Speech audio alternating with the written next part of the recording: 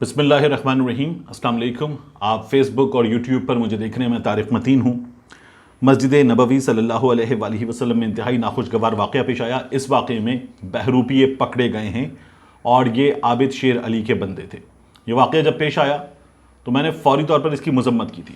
میں نے کہا تھا جو کچھ ہوا ہے بےہودگی ہے، بے شرمی ہے، یہ نہیں ہونا چاہیے تھا کسی بھی صورت، اس مقام پر، اس شہر میں۔ یہ تو کہا جا رہا تھا نا کہ مسجد کے اندر تھے، مسجد کے باہر تھے، کس جگہ ہوا ہے۔ میں نے کہا تھا نہیں ہونا چاہیے تھا۔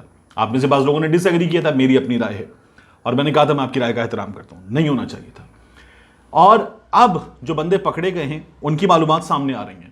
ہوا کہ اس واقعے کے بعد ہم نے تو اس واقعے میں دیکھا کہ شہباز شریف صاحب، مریم اورنگزیب صاحبہ، شاہزین بگٹی صاحب، یہ لوگ جب وہاں پہنچے تھے نعرے لگے، بےہودگی ہوئی، ان کے خلاف نعرے لگائے گئے، چور چور کے نعرے لگائے گئے۔ اس کے بعد شاہزین بگٹی صاحب کے بال بھی کھینچے گئے اور ایک ویڈیو میں، ان میں سے ایک ویڈیو میں ہم نے مریم اورنگزیب صاحبہ کے لیے بہت ہی نامناسب الفاظ کا استعمال دیکھا۔ نہیں ہونا چاہیے تھا کسی بھی صورت۔ فوری طور پر سوشل میڈیا پر رد عمل آیا، بری طرح سے رد عمل آیا، اور اس رد عمل میں ہم نے یہ دیکھا کہ لوگوں نے پھر وہ آیات قرآنی جو وہاں تحریر ہیں سنہری جالیوں کے اوپر، وہ بھی یاد دلائیں اور درست یاد دلائیں۔ یہ ہمیں بتایا کہ ہم نے کیا کر دیا ہے، ہم میں سے بہت سارے لوگوں نے کیا کر ڈالا ہے، کیا ظلم کیا ہے۔ اور اس واقعے کے بعد لوگوں نے خود ویڈیوز بنا کے بتایا کہ یہ لوگ آئے تھے، ہم نے چور چور کے نعرے لگائے، بھاگنے پہ مجبور کر دیا۔ بعد میں مزید ویڈیوز بھی آئیں، یعنی ایک اور واقعہ ہوا، اس میں جب لوگوں کو روک دیا گیا وہاں پر شرطوں کی جانب سے، تو پھر بھی لوگوں نے یہ سب کچھ کیا تھا۔ یہ اس واقعے کا چھوٹا سا خلاصہ تھا۔ یہاں پاکستان میں مدینہ ٹاؤن تھانہ فیصل آباد میں رانا ثناء اللہ کے شہر میں مقدمہ درج ہو گیا۔ مقدمہ درج ہونے کے بعد شیخ راشد شفیق جیسی پاکستان واپس آئے تو گرفتار کر لیے گئے اور بتایا گیا کہ اس واقعے میں ان کی مدینہ منورہ میں مسجد نبوی صلی اللہ علیہ وآلہ وسلم میں پیش آنے والے واقعے پر ان کی ویڈیو آئی تھی۔ انہوں نے کہا تھا کہ یہ ان کے ساتھ ہوا ہے، اچھا ہوا ہے۔ تو انہوں نے جو ویڈیو جاری کی اس ویڈیو سے پتہ چل گیا، ان کا فون بھی مدینہ منورہ میں سعودی عرب میں رہ گیا، یہ ان کی جانب سے بتایا گیا، وہ گرفتار ہیں۔ اس معاملے میں اب جو بندے پکڑے گئے ہیں ان کے بارے میں میں آپ کو بتا دیتا ہوں۔ یہ جو لوگ ہیں یہ عابد شیر علی کے لوگ ہیں اور سعودی عرب میں پکڑے جانے والے نون لیگ کے عابد شیر علی کے، اور جو سابقہ چیئرمین اور سٹی میئر کے امیدوار چودھری شیر علی، ان کے بزنس پارٹنر ہیں خواجہ رضوان، ان کا سگا بھائی پکڑا گیا۔ عابد شیر علی کے والد چودھری شیر علی کے بزنس پارٹنر خواجہ رضوان کا سگا بھائی پکڑا گیا ہے اور بھتیجا پکڑا گیا ہے مدینہ شریف میں۔ اس واقعے پر یہ لوگ سعودی عرب میں گرفتار ہو گئے ہیں۔ اب ان کی گرفتاری کے حوالے سے جو مزید معلومات سامنے آ رہی ہیں اس میں ان کا پتہ اور دیگر چیزیں یہ بھی ہمارے سامنے آ چکی ہیں۔ اب سوال یہ پیدا ہو رہا ہے کہ کیا یہ مریم نواز شریف نے کروایا شہباز شریف کے خلاف؟ کیا یہ نواز شریف کے گروپ نے کروایا شہباز شریف کے خلاف؟ کیونکہ جو پکڑے گئے ہیں یہ عابد شیر علی کے لوگ ہیں، عابد شیر علی میاں نواز شریف کے ساتھ موجود ہیں۔ لقمان نام ہے ایک بندے کا، اس کے والد کا نام ہے اکرام، یہ کشمیری بٹے قوم کے لحاظ سے، اور فیصل آباد میں گرو نانک پورہ کا یہ رہائشی ہے، گلی نمبر 2 کا، یہ خواجہ رضوان کا بھائی ہے۔ اور دوسرا ہے انصر، یہ خواجہ رضوان کا بھتیجا ہے، اور یہ دونوں لوگ جو ہیں یہ مدینہ منورہ میں پکڑے گئے ہیں۔ ابتدائی طور پر یہ اطلاعات آئی تھی کہ کچھ لوگ پکڑے گئے ہیں اور یہ منظم منصوبہ بندی نون لیگ کی بھی ہو سکتی ہے، لیکن اب یہ گرفتاریاں ہو گئی ہیں، ان سے کافی کچھ پتہ چل رہا ہے۔ تو پاکستان میں مقدمہ فوری طور پر کروا کے ایک بندے کو گرفتار کروا دیا گیا، باقیوں کے خلاف کیمپین شروع کر دی گئی، اور کیمپین میں باقاعدہ طور پر عمران خان فتنہ کو چل دینا چاہیے، یہ مریم نواز سے لے کر جاوید لطیف تک مسلم لیگ کے لوگوں نے سب نے شروع کر دیا تھا۔ میں نے بتایا تھا کہ ایسے واقعات کا نتیجہ یہ ہوتا ہے کہ آپ کسی بھی کنٹٹے چھرے ٹائپ کے آدمی کو استعمال کرتے ہیں اور ایسی حرکتیں کر گزرتے ہیں۔ یہ اب ان کے اپنے بندے پکڑے گئے۔ اس کے بعد یہ حکومت فسطائیت کا مظاہرہ کر رہی ہے، ٹھیک ٹھاک قسم کا۔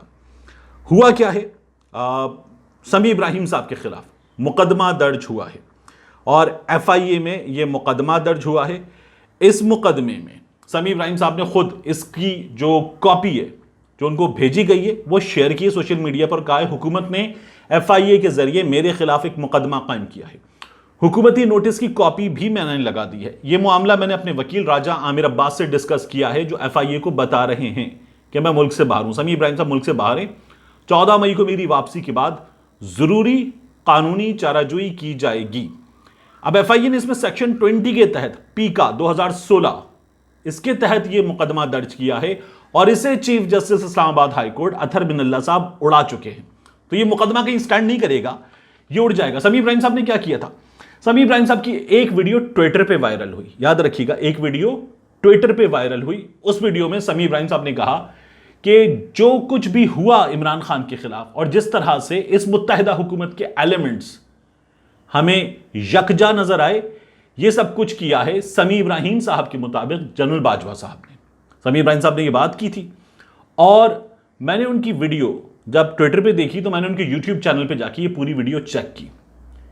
جس کانٹینٹ کا یہ ویڈیو حصہ معلوم ہوتی ہے اور جس لباس میں سمیع ابراہیم صاحب نے یہ ویڈیو کی, جس بیک ڈراپ کے ساتھ سمیع ابراہیم صاحب نے یہ ویڈیو کی, اس ویڈیو میں سمیع ابراہیم صاحب یہ بات نہیں کر رہے. سمیع ابراہیم صاحب اسٹیبلشمنٹ کے حوالے سے بات کر رہے ہیں. وہاں پر ایک کٹ صاف طور پر محسوس ہوتا ہے. ہم بھی کچھ اگر آپ سے گفتگو کرتے ہوئے میں کسی جگہ فمبل کر جاتا ہوں, میں کٹ لگا دیتا ہوں اور آگے بڑھ جاتا ہوں, تو ایڈیٹنگ کا ایک کٹ ہے. تو سمیع ابراہیم صاحب کی گفتگو کا وہ حصہ جو آپ دیکھ رہے ہیں ٹویٹر پہ, جس میں وہ یہ کہہ رہے ہیں کہ جنرل باجوہ صاحب اور چیف جسٹس صاحب جواب دیں, وہ ان کی ویڈیو میں نہیں ہے. وہ سمیع ابراہیم صاحب کے ریلیزڈ رجسٹرڈ کانٹینٹ کا حصہ نہیں ہے. اس کا مطلب ہے کہ اپنی گفتگو میں سمیع ابراہیم صاحب نے اگر کچھ کہا بھی تھا تو اس کو شامل کرنا ان کا مقصد نہیں تھا. انہوں نے کہہ دیا تھا کہ یہ نامناسب حصہ, اس کو نکال دیا جائے اپنی ٹیم کو. وہ ریکارڈنگ کے بعد انہوں نے ویڈیو دے دی, ان کی ٹیم نے ان کے کہنے کے مطابق ایڈٹ کی اور یوٹیوب پر موجود ویڈیو میں یہ لائنیں نہیں ہیں. اور پھر ٹویٹر پہ وہ جو ایڈیٹڈ مٹیریل ہے وہ ہمارے سامنے ہے. اب ہمارے سامنے نظر آئے گا کہ سمیع ابراہیم صاحب کا مزید اس پر موقف کیا ہے, لیکن اس پر سمیع ابراہیم صاحب کو طلب کر لیا گیا ہے جو لیکڈ کانٹینٹ ہے. لیکڈ کانٹینٹ پر ویسے بھی کوئی کارروائی نہیں ہو سکتی. اگر وہ کانٹینٹ کسی شخص کا رجسٹرڈ کانٹینٹ نہیں ہے تو لیکڈ کانٹینٹ پہ کوئی مقدمہ نہیں بنتا. یہ کسی شخص کی پریویسی میں انویڈ کرنے جیسا ہے, کسی شخص کے ذاتی معاملات میں گھسنے جیسا ہے اگر یہ اس کا باقاعدہ کانٹینٹ نہیں ہے تو. ایک بات, یہ تو لیکڈ کانٹینٹ تھا. مریم نواز شریف نے کیا کیا تھا, جلسے میں کھڑے ہو کے فتح جنگ میں کہا تھا کہ جنرل فیض کے بارے میں, جب تم بے فیض ہوئے عمران خان سے, اور کہا تھا وہ تمہاری آنکھیں نہیں تھا, کان نہیں تھا, زبان نہیں تھا, وہ تمہارے ہاتھ تھا جن سے تم مخالفین کی گردن دبوچتے تھے. یہ ایک حاضر سروس افسر کے بارے میں مریم نواز نے کہا. اب ایسی ہی باتیں نجم سیٹھی صاحب کر رہے ہیں. تو ان لوگوں کے خلاف مقدمات کہاں ہیں؟ نجم سیٹھی کے خلاف, مریم نواز کے خلاف مقدمات کہاں ہیں؟ ان کے خلاف ایف آئی اے حرکت میں کیوں نہیں آ رہا؟ ان لوگوں کو گرفتار کیوں نہیں کر رہا کہ ایک حاضر سروس جنرل کے بارے میں جو ممکنہ طور پر ان 5-6 افراد میں شامل ہے جو اگلی بار زیر غور ہوں گے کہ پاکستان کے اگلے آرمی چیف بن سکیں, اس شخص کے بارے میں یہ گفتگو کر رہی ہیں, نجم سیٹھی صاحب گفتگو کر رہے ہیں جنرل فیض صاحب کے بارے میں. یہ اجازت کس نے دی ہے, کیوں دی ہے, اور ان پر کارروائی کیوں نہیں ہو رہی؟ پاکستان یہ سوال کر رہا ہے اور یہ سوال کرنا چاہیے. میں نے یہ سوال پہلے بھی کیا تھا, میں اب بھی کر رہا ہوں, یہ ضرورت پڑے گی دوبارہ بھی کیا جائے گا. یہ سوال کرنا چاہیے.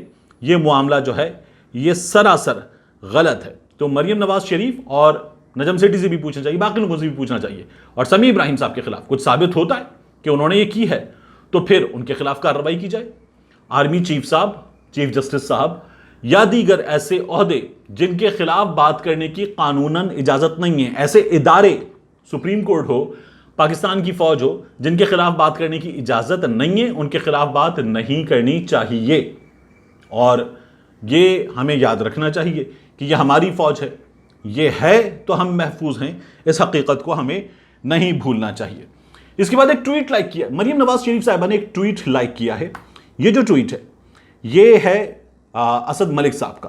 اسد ملک صاحب جو ایک صحافی ہیں, انہوں نے یہ ٹویٹ کرتے ہوئے کہا کہ سابق وزیر اطلاعات اور سابق M D P T V کے ساتھ مل کر ARY کا اسپورٹس چینل کھڑا کرنے اور اسے میچ دکھانے کے حقوق دلوا کر سرکاری ٹی وی کو اربوں روپے کے اشتہارات سے محروم کرنے والے ڈائریکٹر نعمان نیاز کو ڈائریکٹر اسپورٹس کے عہدے سے ہٹا دیا گیا ہے. نعمان نیاز صاحب کو پی ٹی وی میں ڈائریکٹر اسپورٹس کے عہدے سے ہٹا دیا گیا ہے, ان کا ٹرانسفر کر دیا گیا ہے, اور اس کا نوٹیفیکیشن ہے, یہ جو آپ دیکھ رہے ہیں اس کا نوٹیفیکیشن ہے. مریم نواز شریف نے اسے لائک کیا ہوا ہے. اب ایک حقیقت ہے جو مریم نواز شریف صاحبہ بھول رہی ہیں کہ پی ٹی وی کو بڑا نقصان ہوا ہے, یہ لوگ یہ دعویٰ کر رہے ہیں. فواد چودھری صاحب نے کیا بتایا؟ فواد چودھری صاحب نے ہمیں یہ بتایا کہ پاکستان ٹیلی ویژن نے 4 ارب روپے کا ریونیو ٹارگٹ حاصل کیا ہے. یہ اس برس 30 مارچ 2022 کو فواد چودھری صاحب نے بتایا, جو تاریخ کا سب سے بڑا ریونیو ہے. پی ٹی وی جب ملا تھا تو مکمل دیوالیہ تھا. اس مختصر عرصے میں 2 چینلز ڈیجیٹل کیے اور پی ٹی وی کا بزنس ماڈل دیا. آج پی ٹی وی ان اداروں میں شامل ہے جو منافع میں ہیں. یہ نون لیگ کے دور میں گھاٹے میں تھا اور اب منافع میں ہے. یہ حقیقتیں یہ لوگ بھول رہے ہیں جو ان کو نہیں بھولنی چاہیے. اس کے علاوہ عمران خان صاحب کی ایک ویڈیو لیک ہوئی ہے جو وہ بات کر رہے تھے یورپین یونین میں پاکستانیوں سے اور یو کے میں پاکستانیوں سے. اس موقع پر عمران خان صاحب کی ایک ویڈیو ہے جو لیک ہوئی. اس میں عمران خان صاحب کہتے ہیں لائٹنگ اچھی ہونی چاہیے. شان والے انٹرویو میں بھی لائٹنگ اچھی نہیں تھی, ایئر وائی والے میں زبردست تھی, وغیرہ وغیرہ. اور فواد چودھری صاحب انہیں بتا رہے ہیں کہ آپ کو کیا بات کرنی چاہیے. یہ جو لیکڈ گفتگو, اس میں ایک تو کچھ ہے نہیں. دوسرا, اس لیکڈ گفتگو میں عمران خان صاحب جو ہیں وہ لائٹنگ کی بات کر رہے ہیں. بعض لوگ اس پر مذاق اڑا رہے ہیں. سلیم صافی صاحب نے بھی ایک ٹویٹ کر کے مذاق اڑایا کہ عمران خان صاحب جو ہیں وہ لائٹنگ وائٹنگ پر ان چیزوں پر توجہ دے رہے ہیں. بعض صافی کہہ رہے ہیں کہ عمران خان کو کیا ضرورت ہے کہ وہ لائٹنگ کے بارے میں فوکس کر رہے ہیں, وہ بات کریں. تو بات یہ ہے کہ عمران خان جس اسٹیچر کا آدمی ہے, جتنا بڑا لیڈر ہے, اسے ہر چیز پر پرفیکشن کے لیے فوکس کرنا چاہیے. وہ جتنے بڑے پلیٹ فارمز پر بات کر رہا ہے, جتنی بڑی تعداد میں لوگوں سے بات کر رہا ہے, دنیا اسے سن رہی ہے, دیکھ رہی ہے, تو اسے ہر چیز پر فوکس کرنا چاہیے. اسے اپنے لکس پر بھی توجہ دینی چاہیے, اپنے کانٹینٹ پر بھی توجہ دینی چاہیے, اپنی ٹیم کو بھی ہمیشہ بہت مستعد رکھنا چاہیے. اور یہ کام عمران خان صاحب نے کیا ہے. وہ اپنی ٹیم سے پوچھ رہے ہیں پچھلی بار دیکھا نہیں تھا کیا, تو یہ عمران خان صاحب کو کرنا چاہیے. اس میں کچھ بھی غلط نہیں ہے.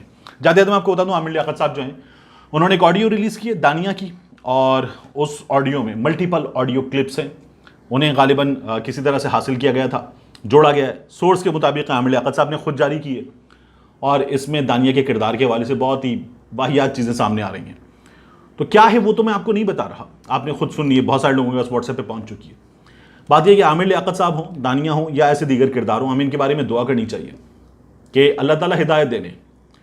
یہ بشرا صاحبہ ایک شاندار خاتون, ان کی زندگی کا حصہ تھیں. پھر اس کے بعد طوبہ صاحبہ آ گئیں, وہ معاملہ ختم ہو گیا.